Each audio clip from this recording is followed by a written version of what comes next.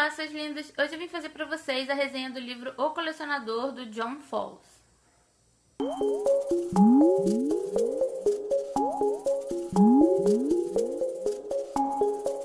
Esse livro vai contar a história do Frederick, que é um rapaz não muito sociável, ele tem muita dificuldade em se relacionar com as outras pessoas e ele é um funcionário público na cidade onde ele vive, trabalhando num lugar onde ele não gosta de ninguém, ninguém gosta dele, ele não gosta do ambiente, enfim. E ele tem um hobby que é colecionar borboletas, como a gente pode ver aqui pela capa. E ele inclusive tem vários prêmios por conta dessa coleção que ele tem. E ele mora com a tia e a prima, que é deficiente. Até que um dia o Frederick ganha uma bolada na loteria e ele decide largar o emprego e tudo e meio que viver só aperfeiçoando a coleção dele. Até que a tia e a prima resolvem viajar para a Austrália para visitar uns parentes e o Frederick fica sozinho. E ele decide comprar um casarão muito antigo que fica bem afastado da cidade.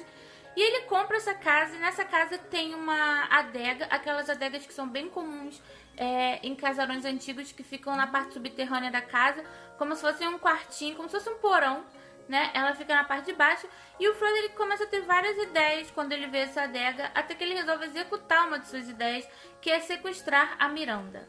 A Miranda é uma jovem muito inteligente, que faz faculdade de artes e que é a paixão do Frederick. O Frederick é apaixonado pela Miranda há muitos e muitos anos. É uma paixão platônica. A Miranda nem sabe que o Frederick existe.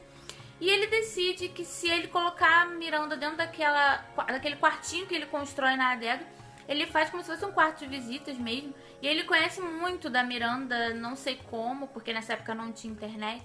Não sei como é que ele stalkeava essa menina. Mas enfim, ele sabia de tudo sobre a Miranda. E ele constrói um quarto nessa adega com todas as coisas que ele sabe que ela vai gostar. Ele compra roupas parecidas com o estilo que ela usa e do tamanho dela. Ele compra livros de arte. Ele faz um quarto todo pra ela. E ele acha que colocando a Miranda ali naquele quarto, ela vai conhecê-lo e futuramente se apaixonar por ele. E os dois seriam felizes para sempre. Agora que eu já contei pra vocês assim, um resumão do que se trata essa história, eu vou tentar falar de uma forma bem genérica o que eu achei da leitura, sem dar muito spoiler, porque ele é um livro bem fininho e ele tem algumas informações bem importantes que vão ser cruciais para o decorrer da história, então eu não quero acabar deixando sair algum spoiler, eu vou tentar ser bem sucinta. Tá? Esse livro aqui, ele é dividido em 3 partes e a primeira parte dele é totalmente pelo ponto de vista do Frederick. A gente vai saber pelos olhos dele como é que tá sendo ali a convivência dele com a Miranda, como é que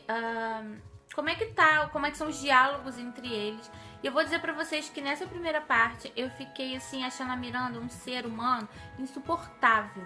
E por mais esquisito que possa parecer, chega um determinado momento que que o Frederick começa a mostrar a teoria, né? Começa a falar sobre as coisas que ele pensa e a gente chega até a achar que faz sentido o que ele tá dizendo. É meio surreal, mas é verdade. A gente começa a achar que faz sentido o que ele tá dizendo e a gente começa a pegar uma antipatia pela Miranda, porque parece que ela é uma garota muito chata e muito fútil e que... ela parece, aos olhos do Frederick, uma adolescente hiper chata, que inclusive me lembrou o Apanhador no Campo de Centeio, que eu achei a Miranda assim bem parecida com Holden pelos olhos do Frederick, que inclusive ela fala desse livro aqui, do Apanhador no Campo de Centeio, ela pede pro Frederick ler esse livro, e eles têm uma discussão bem legal sobre o livro, que foi um livro que lançou nessa época aqui que é contada a história.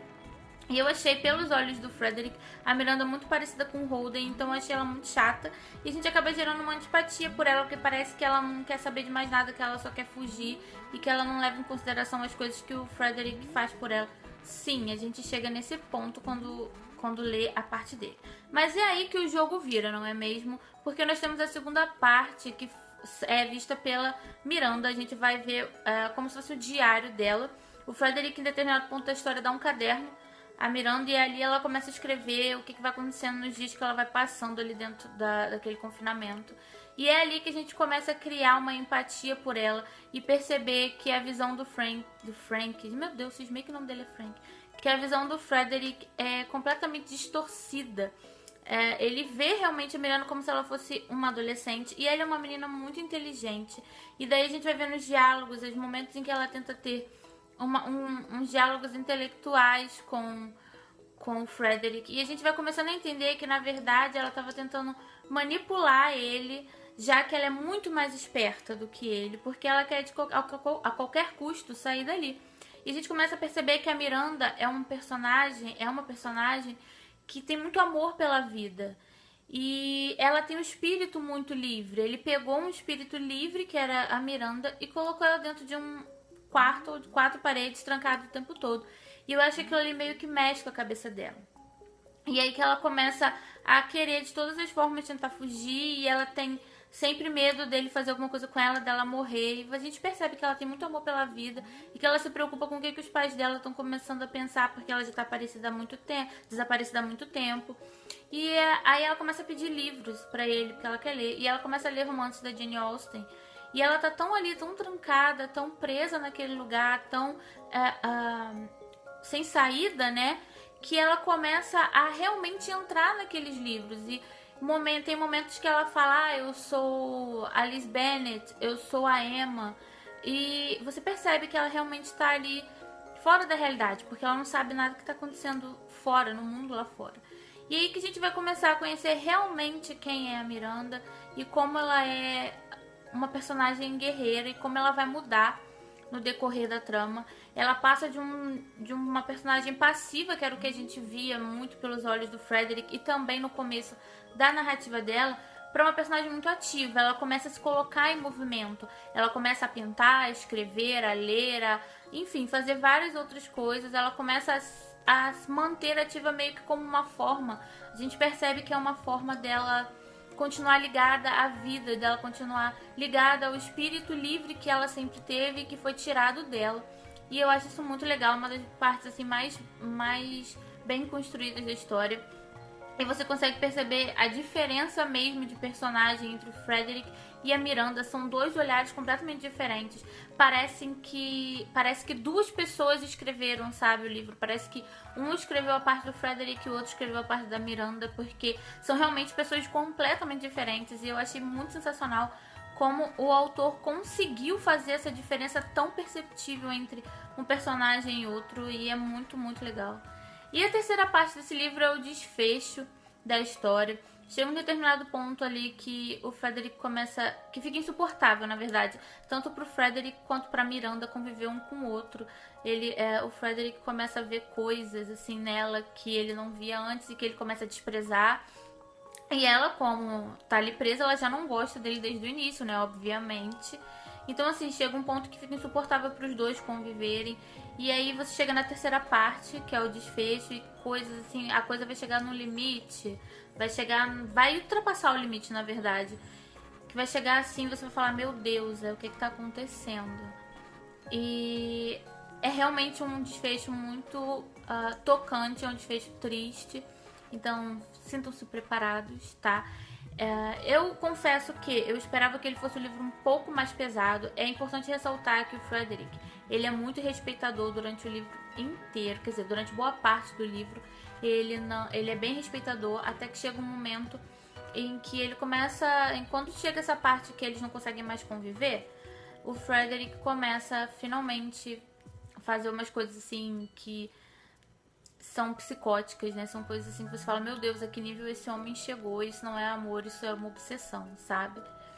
E, enfim, é um livro que chega num desfecho muito tocante mesmo, um desfecho que ninguém quer, que todo mundo sabe que é aquilo que vai acontecer, mas no fundo a gente fica com a esperança de que o autor surpreenda e não aconteça isso, porque a gente realmente torce.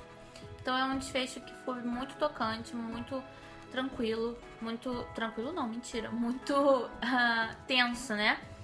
Enfim, eu gostei do livro, mas eu esperava que ele fosse um pouquinho mais pesado, juro. Então talvez isso, não que isso tenha me decepcionado, pelo contrário. Eu achei que foi legal porque eu tava esperando muitas cenas assim, intensas e nojentas e derivadas, e não tem nada muito assim, então foi bem tranquilo ler esse livro. Eu não tive que em nenhum momento parar e respirar fundo e continuar, porque realmente ele não é tão pesado. Ele é chocante, mas ele não é pesado ao ponto de da gente ter que parar um pouquinho e digerir tudo que aconteceu. Enfim, é um livro que eu gostei, eu dei 4 estrelas pra ele, porque teve assim, por causa dessa conta de não ser muito pesado e eu esperava que fosse. Mas enfim, ele é um livro muito, muito bom, eu gostei muito dele e eu super recomendo.